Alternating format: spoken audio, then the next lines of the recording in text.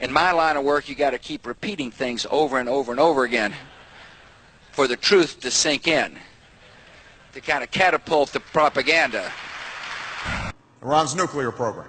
Threat Israel's destruction, the world's most dangerous weapons. Nuclear weapon denies the Holocaust, threatens to wipe Israel off the map, sponsors terrorist groups committed to Israel's destruction. Nuclear-armed Iran nuclear weapon. An Iranian nuclear weapon, terrorist nuclear weapon.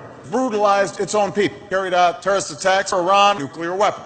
Iranian regime. Iranian nuclear program. Iran fails to meet its obligations. Iranian government. Nuclear program. Iran nuclear weapon. We put forward a very clear choice to the Iranian regime. A path that would allow them to rejoin the community of nations if they meet their international obligation, or a path that leads to an escalating series of consequences if they don't.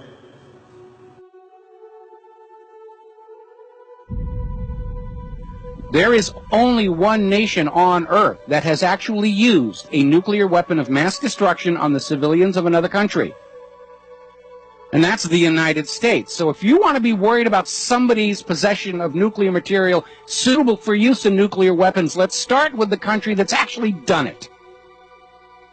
If you want nuclear disarmament, let's have everybody disarm. But this idea of saying our nuclear bombs are good and your nuclear bombs are bad, that's not going to play. Not in the modern world. This screaming at Iran, ooh, you're bad for having nuclear technology. Here are the actual facts about what is going on. Iran has signed the Nuclear Non-Proliferation Treaty, and so has the United States of America.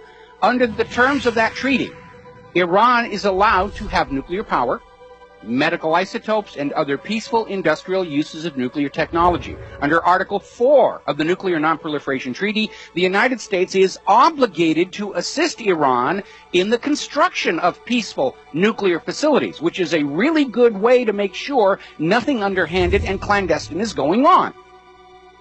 But in ignoring their obligations under Article 4 and in trying to use military threat to coerce Iran into surrendering their rights under the Nuclear Non-Proliferation Treaty, it is the United States, not Iran, that is in violation of international law. Now, Iran allows IAEA inspections, and innuendo and rumors aside, absolutely no evidence of weapons development has been found. It's a repeat of Iraq. Ooh, they've got weapons of mass destruction. They're dangerous. They're going to do this. We must invade and destroy them. They're just lies used to sell another war. Now, Iran has not initiated a war of conquest in 200 years. This is a claim that neither the United States nor Israel can match.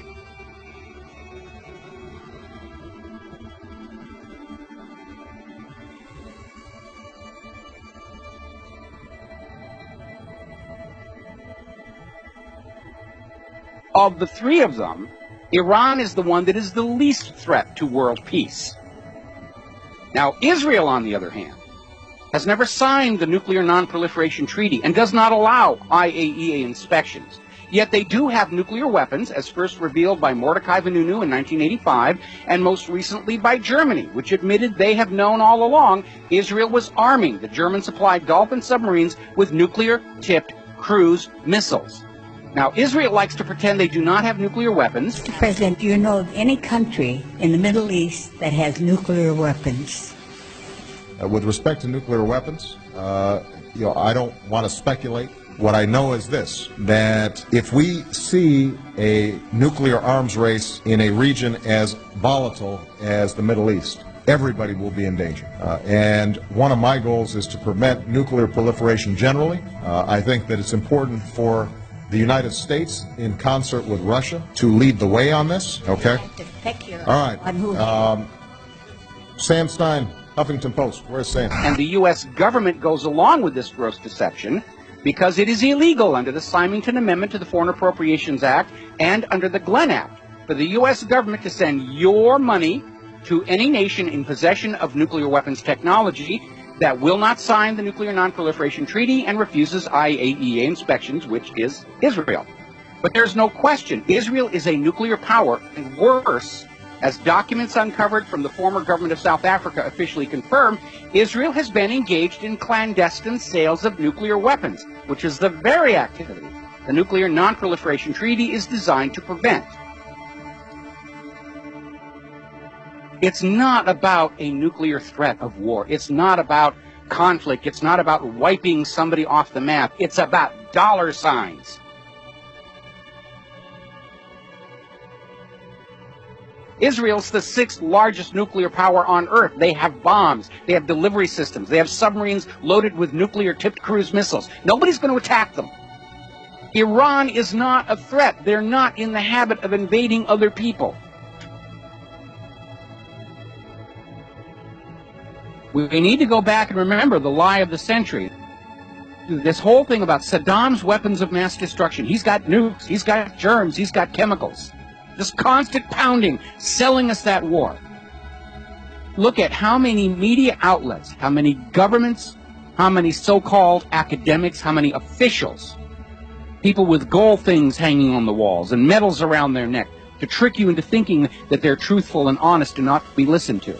And they all took part in the lie that Saddam Hussein had illegal weapons of mass destruction. Saddam Hussein, weapons of mass destruction. Iraqi regime, biological, chemical attack, 45 minutes. Nuclear bomb.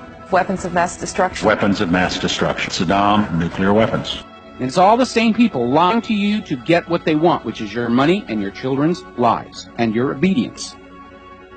And the claims about Iran are just more of the same thing. It is U.S. DA choice. Bullshit. The media are almost literally exploding with bullshit.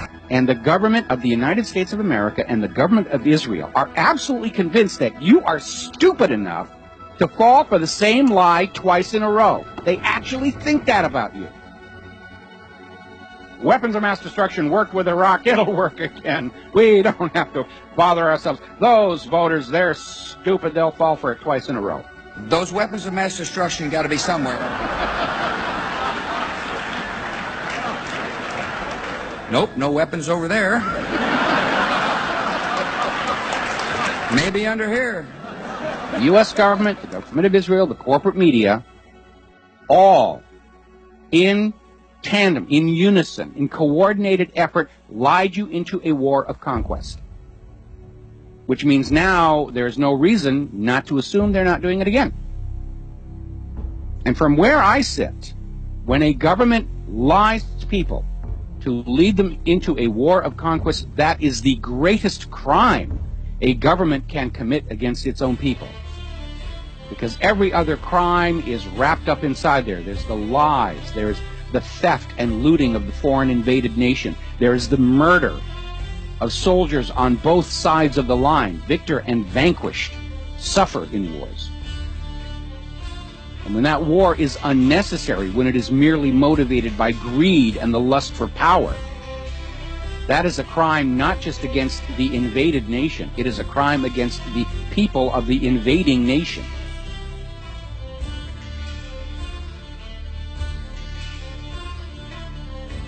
The corporate TV news are lying about everything except the sports scores and the weather, and they're not even all that good on the weather. That's why we call them prostitutes.